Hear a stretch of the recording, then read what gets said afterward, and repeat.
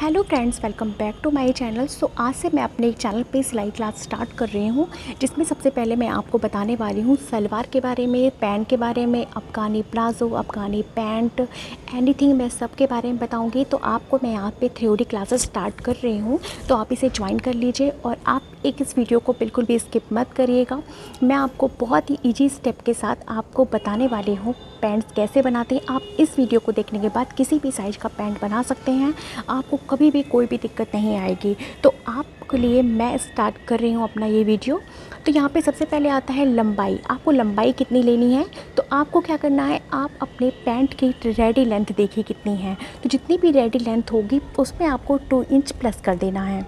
बस मेन आपको क्या रखना है, किसी भी पैंट की लंबाई हो उसमें क्या रखना है, आपको जितनी भी रेडी लेंथ ले लेना है। आपको मतलब जितनी भी तैयार लंबाई हो आपकी पैंट की उतनी ले लेना है। उसके बाद आपको 2 इंच प्लस कर देना है। तो इस तरह वो क्या होगा, लास्टिक के लिए होगा हमारे। तो वो 2 इंच हम यहाँ पे लास्टिक के लिए लगवा रहे हैं।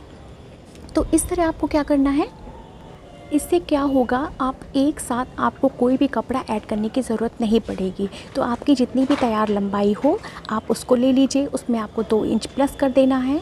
इस तरह से आपकी लंबाई का मेज़रमेंट निकल आएगा। इसी तरह आपको कपड़े पे ले लेना है अपने। अब मैं आपको कैसे कटिंग करना है, कैसे क्या करना है वो मैं आपको बताऊँगी अभी। तो यहाँ पे देखिए लंबाई आपकी क्लियर हो गई। इसके बाद हम आते हैं अपने क्रॉस लेंथ फार्मूले में। अब क्या आप सोचेंगे क्रॉस लेंथ क्या होता है, तो वो मैं आपको बताऊंगी। तो क्रॉस लेंथ फार्मूला क्या होता है, हमारा आसन, जितना भी आपका आसन हो। मतलब आसन से क्या मतलब होता है, जब जैसे आपको पैंट बैठते हैं, आप खड़े होते हैं, आप सबसे ज़्यादा दिक्कत होती है बैठने में। तो जब भी आपको बैठने में जब कोई दिक्कत होती है पैंट में, वो सिर्फ आसन की वजह से होती है। तो अगर आप अपना आसन सही से लेंगे तो आपको कभी भी कोई दिक्कत नहीं आएगी। तो यहाँ पे देखिए क्रॉच लेंथ क्या है हमारी, यहाँ से लेके यहाँ तक की जो लंबाई है वो हमारी है क्रॉच लेंथ, जो मैंने यहाँ पे लिख दिया है क्रॉच लेंथ। तो क्रॉच लेंथ का मतलब होता है आसन की लंबाई आपको कितनी लेनी है। तो आपको मैं बताती हूँ, जितना भी आपका हिप साइज हो उसमें आपको 2 इंच प्लस कर देना है। देखिए इस तरह से आपको समझ में आ जाएगा। देखिए हिप साइज प्लस 2 इंच यहाँ पे हम ले लेंगे। अब इसका मतलब क्या है, जैसे आपका हिप साइज मान लीजिए आपका 40 है, तो 40 में आपको 4 से डिवाइड कर देना है, प्लस 2 इंच एक्स्ट्रा ले लेना है। तो क्या हो जाएगा, 40 में अगर आप 4 से डिवाइड करेंगे तो आपका 10 आ जाएगा, प्लस आपको 2 इंच लास्टिक का ऐड कर लेना है। तो वो हमारा हो जाएगा आसन की हमारी लंबाई। अब आता है हमारा क्रॉच राउंड। तो ये क्रॉच राउंड हमारा ये है।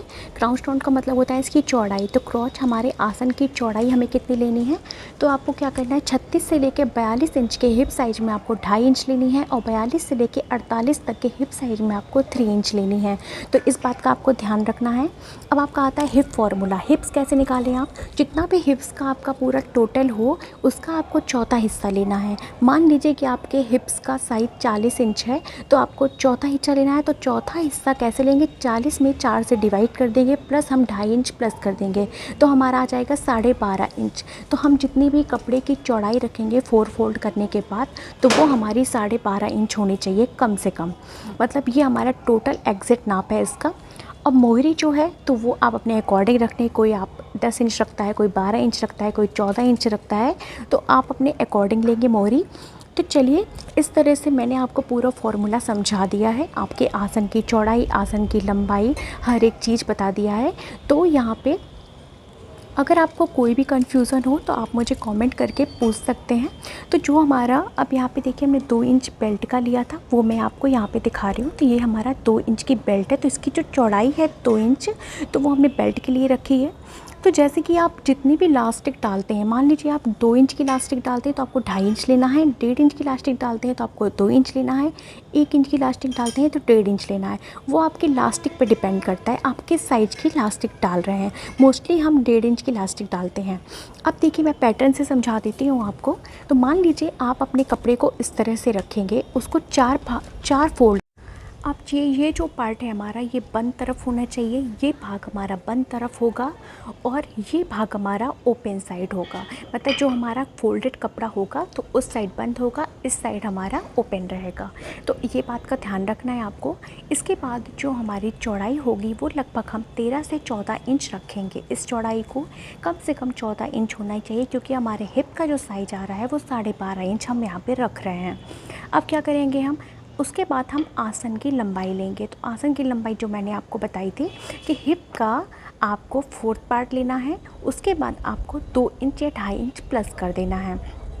तो हमारा कम से कम चौथा हिस्सा हमारा क्या हो गया, 10 इंच। 10 में आपको 2 ऐड कर देंगे, 2.5 इंच ऐड कर देंगे तो हो जाएगा 12.5। तो हमारी कितना रखेंगे हम, तो हिप्स के बराबर रखना है। तो मान लीजिए हिप्स हमारा 12.5 है, तो 12.5 ही हम यहाँ पे आसन लेंगे अपना। और आसन की चौड़ाई मैंने आपको बताई थी 2.5 से 3 इंच के बराबर लेनी है आपको। तो ये चीज़ हमारा 2.5 से 3 इंच होगा।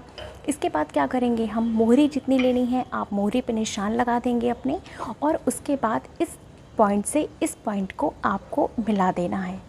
इस तरह से आप यहाँ पे मिला देंगे। इस तरह हमारे सलवार की जो ड्राफ्टिंग होगी वो पूरी कंप्लीट हो जाएगी। तो इसी तरह से आपको अपने सलवार की ड्राफ्टिंग करनी है, मतलब प्लाजो की ड्राफ्टिंग करनी है। और आपको ध्यान देना है कि जो ये चौड़ाई है, तो अगर हमने 12.5 इंच हमारे हिप्स का साइज है तो कम से कम 14 इंच या 15 इंच कपड़ा होना ही होना चाहिए। तो इस तरह से आपका सलवार या प्लाज़ो कभी भी ख़राब नहीं होगा। अब फिर से मैं आपको बता दे रही हूँ, ये पार्ट हमारा देखिए, ये आसन का लंबाई है और यहाँ से देखिए, आई होप मैंने आपको बहुत अच्छे से समझाया है। और अगर आपको कोई भी कन्फ्यूज़न है तो आप मुझे मैसेज कर सकते हो। अगर आपको ये वीडियो पसंद आया हो तो मेरे चैनल को सब्सक्राइब एंड लाइक करना बिल्कुल मत भूलिएगा।